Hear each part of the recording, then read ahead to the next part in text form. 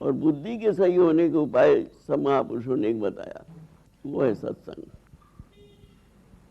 सत्संग बुद्धि को सुधारती, क्योंकि सबका अनुभव है कि जितना रिपीटिशन होगा बुद्धि उसको स्वीकार करने लगी, और जब बुद्धि स्वीकार करेगी तो मन भी स्वीकार कर लेगा। बार बार जब आवृत्ति होती रहती बुद्धि में तो बुद्धि अपनी सुधर जाती, और बुद्धि सुधरी तो मन अपने आप सुधर हुआ। इंद्रियां क्या है? कल इंद्रियां तो घोड़े हैं, इस रथ में जो घोड़े जुते हुए इंद्रियां, इसको आप मोटर कह ले। और सड़कें कौन सी? कल विषयांश तेषु गोचन, विषयों की सड़कों के ऊपर ये गाड़ी दौड़ रही हमारे शरीर रूपी। इसका ड्राइवर कौन है? बुद्धि।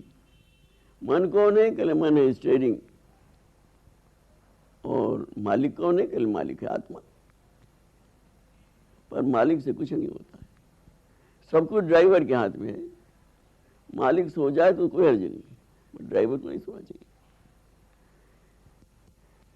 तो भगवान ने कहा कि अर्जुन बुद्धि निश्चयात्मिका बना। आज तक जो भटक रहा है, तेरे भटकने का कारण यही तेरी बुद्धि का निश्चय नहीं बना।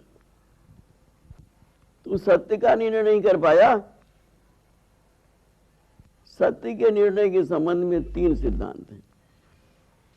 एक तो वो लोग हैं जो कहते हैं संसार ही सत्य है, उनको न भजन से कोई मतलब है, न सत्संग से मतलब है, न पूजा पाठ से मतलब है।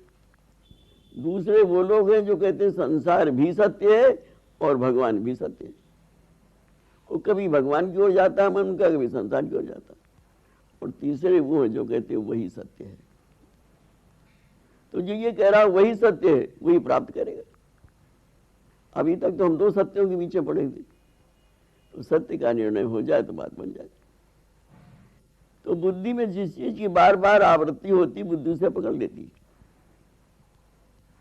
हमने अपने बचपन में, हमारे यहाँ संस्कृत कंपलसरी थी 8वें दर्जे में, तो एक कथा पढ़ी थी। वो थी 4 ठगों की कथा।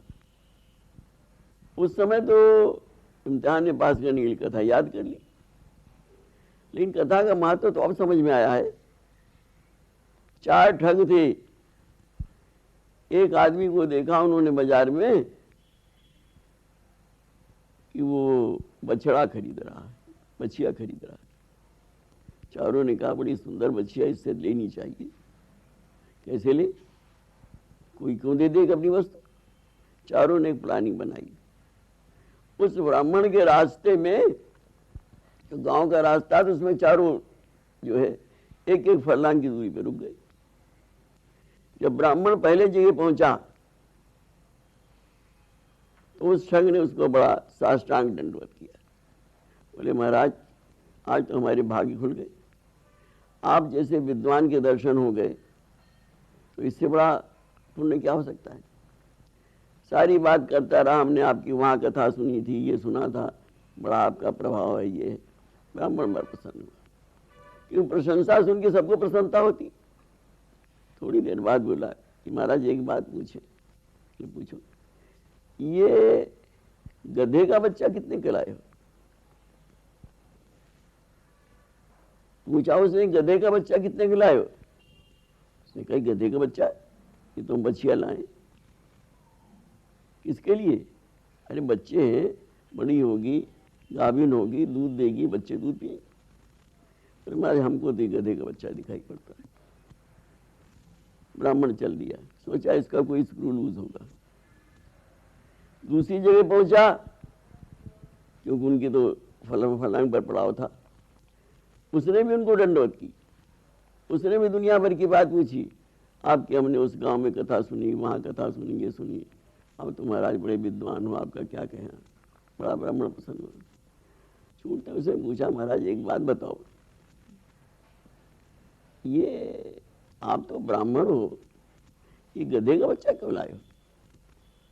गधे का बच्चा तुझे नहीं दिखता, ये गाय का बच्चा है? हमको तो गधे का बच्चा दिखता।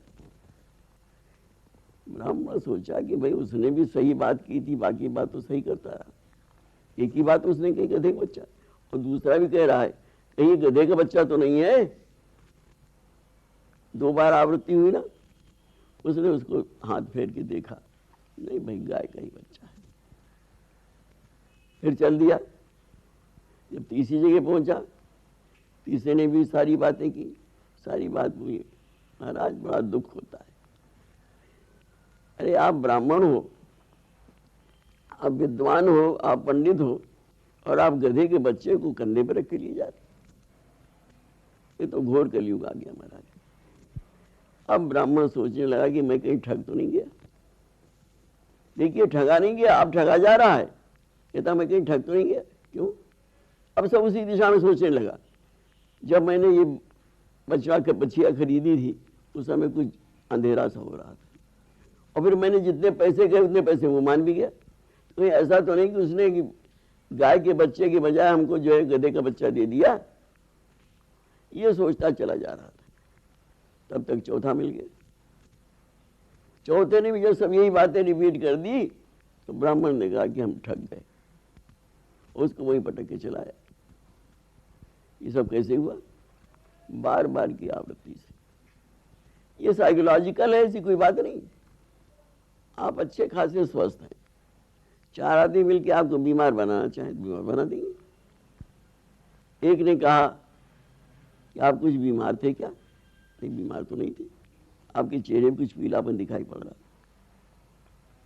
फिर दूसरे ने कहा, अगर 4 आदमियों ने कह दिया तो निश्चित रूप से आप घर आके शीशा जरूर देखेंगे, और शीशा देख के कहेंगे है तो कुछ पीलापन, पीलापन कुछ नहीं।